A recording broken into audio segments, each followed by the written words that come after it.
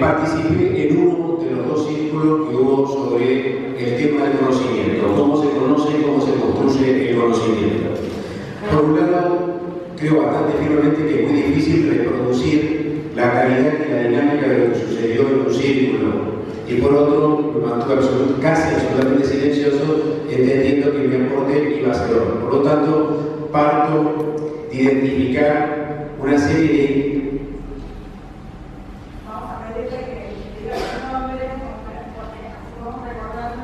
Guillermo Borghi.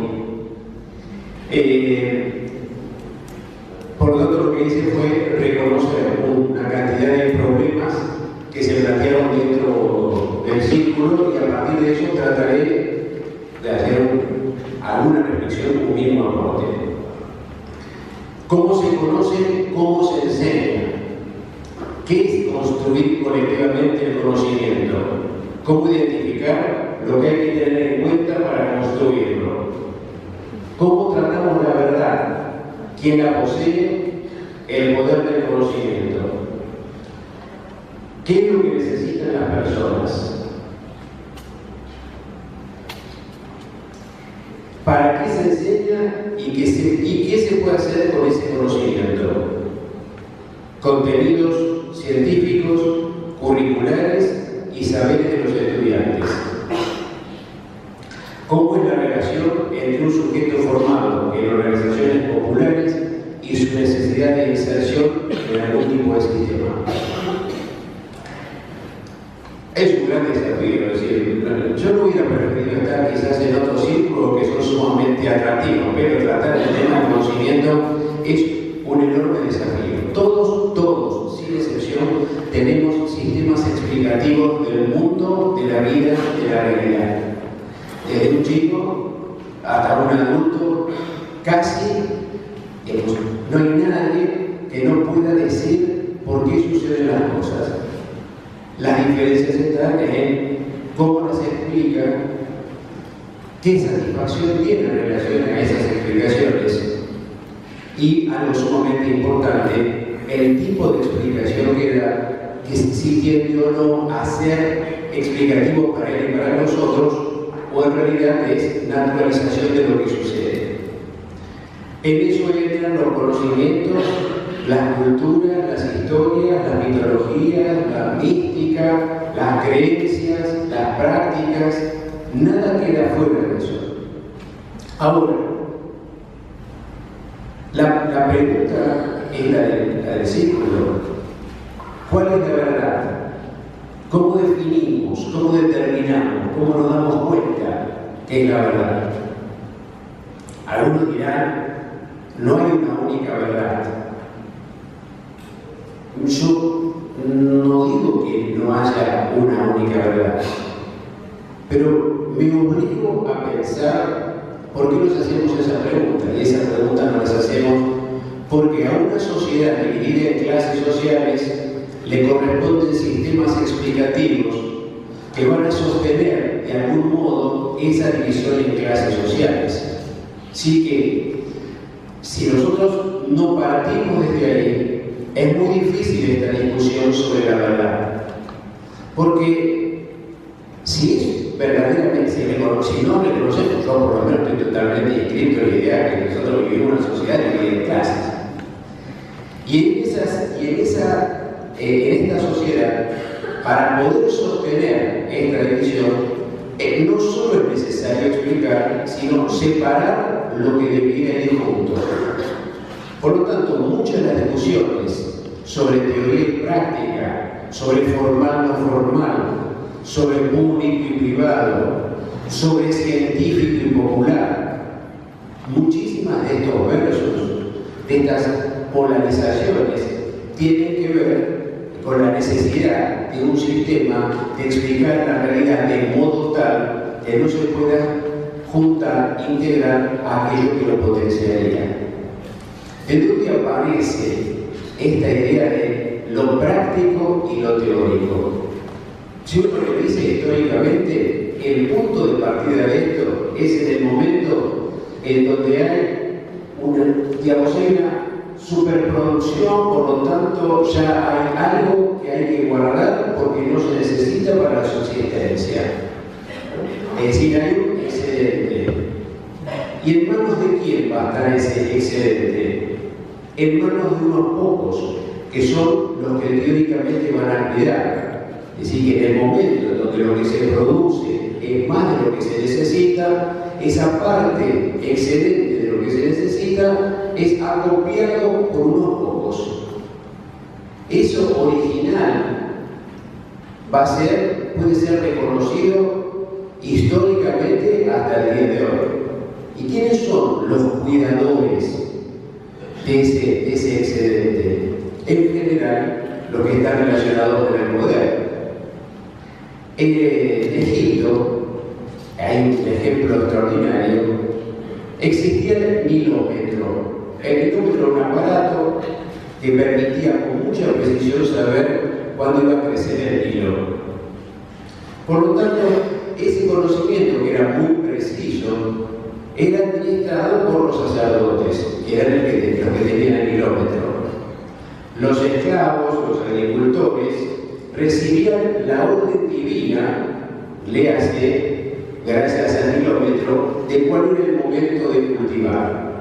Y la calidad de la producción de eso dependía del momento justo de la orden.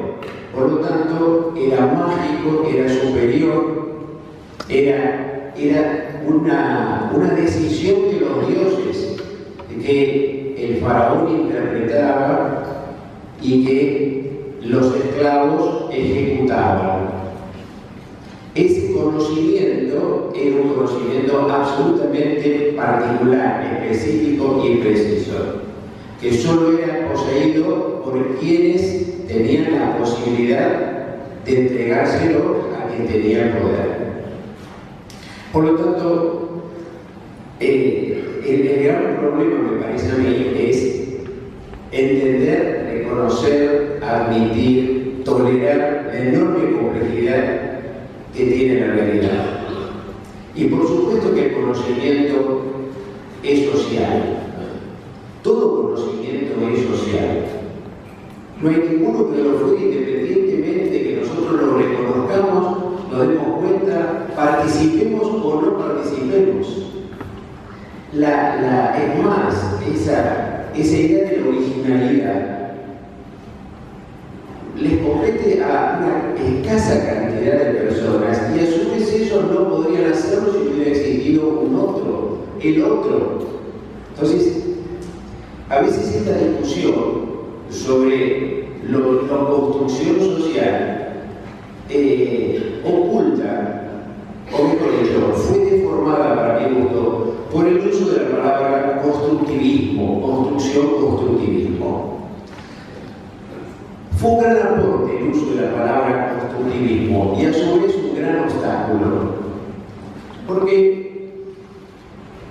se llevó hasta el paroxismo, ¿no? Es decir, con esa idea muchos docentes bien intencionados entendían que intervenir en los procesos de comprensión de un alumno era limitar e impedir que llegaran verdaderamente al conocimiento.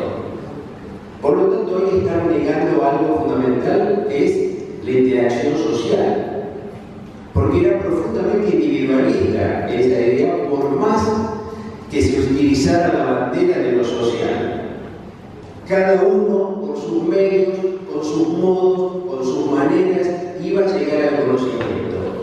Eso era equivalente a respetarlo al otro, tener en cuenta sus saberes previos, respetar sus ritmos, sus condiciones, sus diferencias. Es posible hacer todo eso sin ponerse en la posición en donde el que enseña no interviene. Porque el desafío no es no intervenir, el desafío es cómo intervenir. El desafío es para qué intervenimos. No suponer un proceso espontáneo, individual o autónomo, porque eso atenta contra la construcción social. Y desde el punto de vista de quienes, como yo digo, cortan el bacalao, han utilizado fundamentalmente estas posiciones para dar cuenta de aquello que es lo relativo, el relativismo, pero no el relativismo de Einstein, es para dar cuenta de que cada no existe la realidad, sino que existe la realidad que cada uno de nosotros queremos ver. Y cuando nosotros caminamos, vivimos, damos clases, nos damos cuenta que es una realidad que nos incluye. No es que para mí no hay hambre y que para el otro hay hambre. En tal caso yo podré comer mejor que el otro, pero el hambre existe independientemente de que sea yo. Por lo tanto, esta desviación, para mi gusto, lo que ha generado es confusión sobre este aspecto.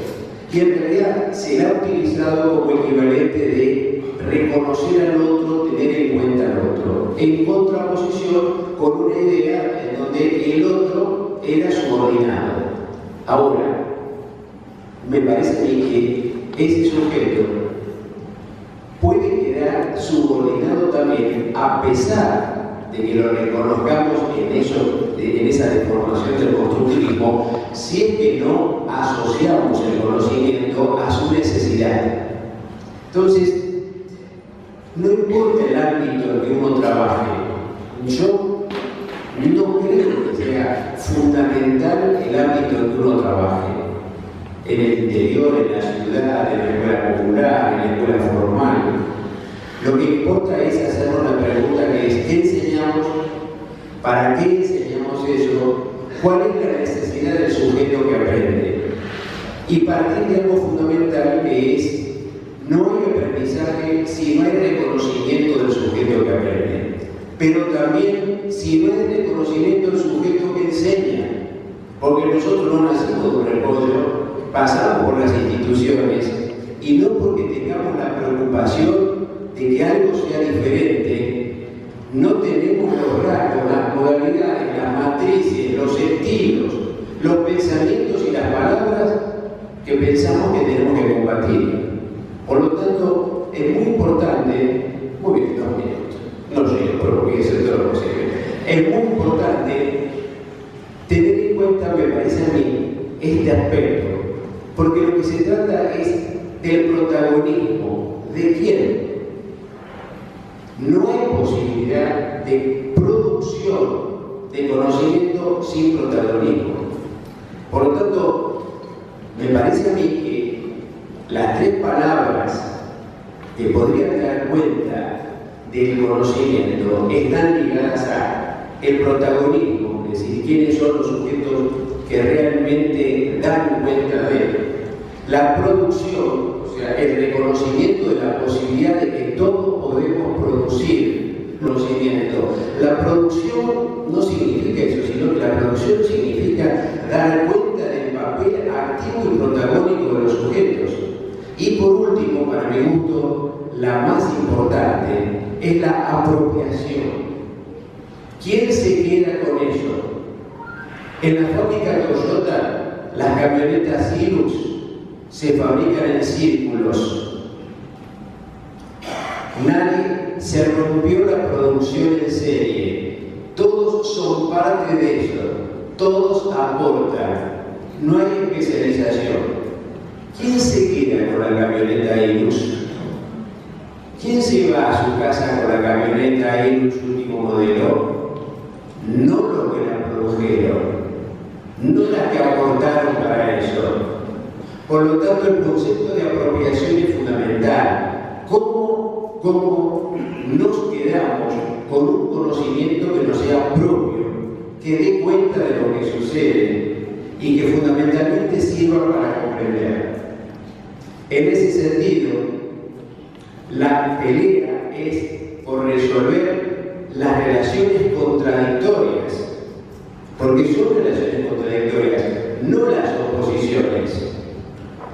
La relación en aprender y enseñar es una relación contradictoria. En esa relación no alcanza con diluirnos, para mi gusto es un error. La idea de que todos somos iguales es un error, es un encubrimiento de una verdad. No somos iguales. Pero el problema no está en diluir la diferencia, sino en aumentar la similitud en el propósito.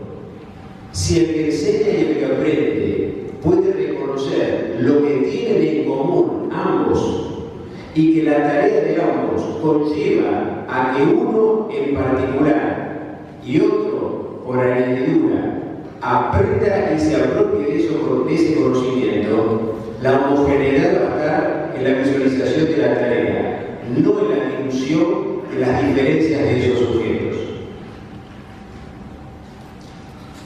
El tema del conocimiento es fundamental para quienes enseñamos, es fundamental. ¿Cómo se seleccionan los contenidos? ¿Quiénes seleccionan los contenidos? ¿Cuál es el propósito? Yo siempre digo que hay que conocer los contenidos del que domina. No me parece factible ignorarlos, porque reconocer los contenidos y conocer el que domina da cuenta de reconocer que tenemos una cultura, no solo una cultura dominante, sino una clase social que domina a las otras. Desde ese punto de vista, la lucha por el conocimiento verdadero en manos de los protagonistas genera las condiciones para la transformación histórica, política y social. ¿Cómo se podrá detener a quien comprenda de verdad?